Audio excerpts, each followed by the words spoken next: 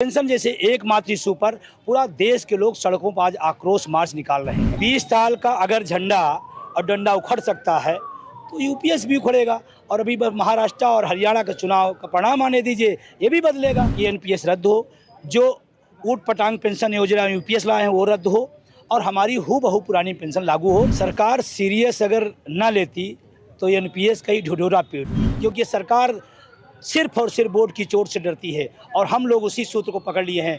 हमारे लिए जो हमारे ओपीएस के खिलाफ है, हम वोट उसको खिलाफ देंगे और हरियाणा और महाराष्ट्र का दोनों का परिणाम और कश्मीर का दिखाई पड़ेगा कि हमें किसी भी हाल में एनपीएस यूपीएस पसंद नहीं है और हमें चाहिए हूबहू पुरानी पेंशन। ओपीएस की बहाली को लेकर के आज राजधानी लखनऊ के कर्मचारियों में आक्रोश दिखा। हमारे साथ विजय कुमार बंधु जी हैं, जो अटेवा के प्रदेश अध्यक्ष हैं, जो पेंशन बहाली को लेकर के लगातार संघर्ष कर रहे हैं। बंधु जी, आज का जो कार्यक्रम था वो क्या था और बड़ा आक्रोश आज कर्मचारियों में दिखा है, पूरे प्रदेश में दिखा है?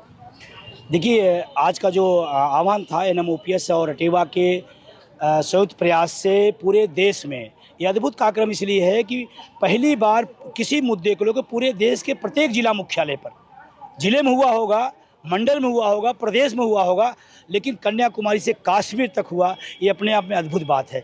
और पेंशन जैसे एकमात्र इशू पर पूरा देश के लोग सड़कों पर आज आक्रोश मार्च निकाल रहे हैं।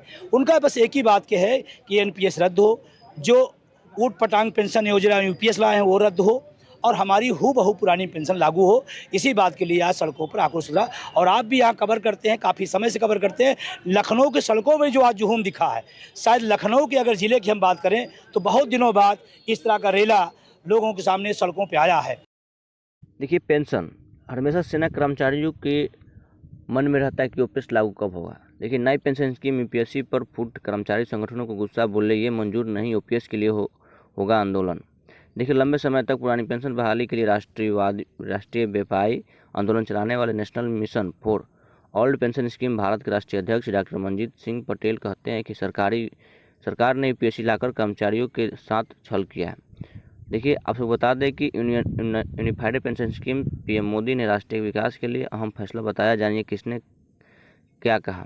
यूनिफाइड पेंशन स्कीम क्या थी? एनपीएस जिस पर रार के बाद एकीकृत पेंशन योजना लाया, केंद्र सरकार ओपीएस से कितना अलग है? देखिए, यूनिफाइड पेंशन स्कीम वेतन का 50% हिस्सा पेंशन में 2004 में रिटायर हुए हो तब भी ये फायदा एरियर्स भी मिलेगा। कैबिनेट सरकारी कर्मचारी के लिए नई स्कीम का ऐलान, अब एनपीएस की जगह एकीकृत पेंशन होगा। देखिए, यूनिफाइड पेंशन स्कीम, बड़ी अपडेट आप सबके बीच में कि unified pension scheme PM Modi ने राष्ट्रीय विकास के लिए अहम फैसला बताया। जानिए किसने क्या। यूनिफाइड पेंशन स्कीम प्रधानमंत्री नरेंद्र मोदी ने सोशल मीडिया पर मंच एक्स पर लिखा कि देश की प्रगति के लिए कठिन परिश्रम करने वाले सभी सरकारी कर्मचारी पर हमें गर्व है कि एकीकृत पेंशन योजना यूपीएससी इन कर्मचारियों की गरिमा और आर्थिक सुरक्षा को सुनिश्चित करने वाला है। आगे बात करते हैं, केंद्रीय मंत्रिमंडल की बैठक में शनिवार को कई अहम घोषणाएं की गई है। इनमें सबसे बड़ा फैसला एकीकृत पेंशन योजना यूपीएससी को लेकर हो रहा है। सरकारी कर्मचारियों के लिए लाई गई इस योजना में कई बड़ी ऐलान है। यूपीएससी की सबसे बड़ी खास बात यह है कि इसमें पुरानी पेंशन स्कीम ओपीएससी की तरह ही सरकारी कर्मचारी को रिटायरमेंट के बाद औसत मूल वेतन के 50% राशि मिलेगी। हालांकि इसके लिए कई मानक और नियम भी तय किए गए हैं। देखिए, प्रधानमंत्री नरेंद्र मोदी ने सोशल मीडिया पर मंच एक्स पर पोस्ट लिखा कि देश के प्रगति के लिए कठिन परिश्रम करने वाले सभी सरकारी कर्मचारी पर हमें गर्व है कि एकीकृत पेंशन योजना यूपीएससी इन कर्मचारियों की गरिमा और आर्थिक सुरक्षा को सुनिश्चित करने वाली है। यह कदम उनके कल्याण और सुरक्षित भविष्य के लिए हमारी सरकार की प्रतिबद्धता को दर्शाता है। बता दें कि केंद्रीय मंत्री अश्विनी वैष्णव ने कैबिनेट के फैसले की जानकारी दी। उन्होंने कहा कि हमने एकीकृत पेंशन योजना यानी यूपीएससी को मंजूरी दी है। सरकारी कर्मचारी देश में सामान्य नागरिकों की सेवा करते हैं। रेलवे, पुलिस, डाक सेवा, चिकित्सा जैसे सेवाओं में देश भर में सरकारी कर्मचारी सामान्य नागरिकों को अपनी सेवाएं देती है।